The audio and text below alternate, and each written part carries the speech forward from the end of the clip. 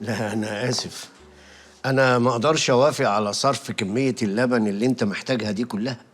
أنتوا كده هتخلصوا لنا اللبن اللي في الإدارة كله. يعني يا فندم الإدارة دي كلها مش هتقدر ترضع 7 عيال وأنا اللي هقدر؟ يا أستاذ ما تنساش إن في غيرك برضو محتاجين. حضرتك متخيل الكمية اللي أنت عاوزها دي ممكن تغطي كام أسرة؟ إحنا أكتر أسرة محتاجة اللبن ده.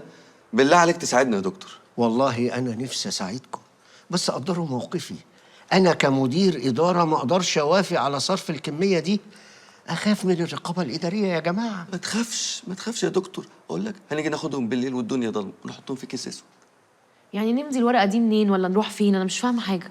والله ما أنا عارف، بس طب هقول لكم أنا أقصى شيء ممكن أعمله وأساعدكم بيه هعاملكم معاملة التوأم الثلاثي المذكور في القانون. يعني في الشهر هناخد التوأم الثلاثي يعني هتصرف لبن لطفلين 12 علبة في الشهر. دول يا دوبك يكفوا أسبوع يا محمد. والله ما أقدرش أعمل حاجة أكتر من كده، ده أقصى شيء ممكن أعمله. أكتر من كده أنا ممكن أتعرض للمساءلة، وأنا بصراحة مش عاوز وجع دماغ. لا واحنا طبعا مش عايزين نوجع دماغ سيادتك، يعني خلينا احنا الحاجات دي يا فندم. ماشي يا شروق، خلاص مفيش حل تاني. ماشي طيب. تمام يا فندم، احنا موافقين على 12 علبة في الشهر. عين العقل.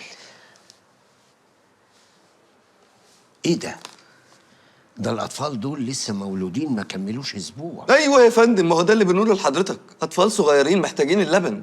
ما هو كده للأسف مش هتقدر تصرف اللبن. اللبن بيتصرف بعد مرور شهر من الولادة علشان اسمهم يكون نزل على السيستم. بسيطة، تعالوا لنا بعد شهر.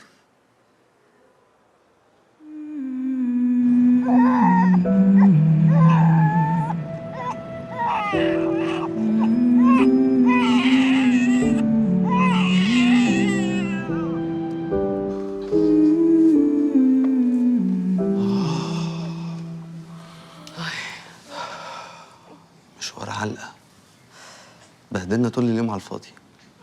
مش مصدقة نروح تاني كمان شهر. أنا مش رايحة، روح أنت. هي دي مشكلتك؟ ما فكرتيش هنجيب لبن منين بقى لحد الشهر الجاي؟ انا مش فاضل معايا غير فلوس الموبايل اللي بعته امبارح. ربنا هيعدلها، متشيلش هم.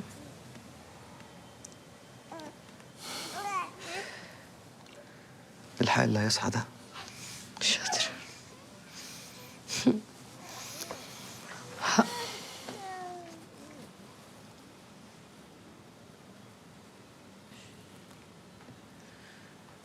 لا نايمين الحمد لله.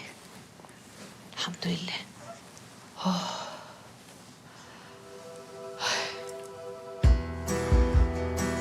محمد دول 6 بس، نسينا واحد في الميكروباص. إيه؟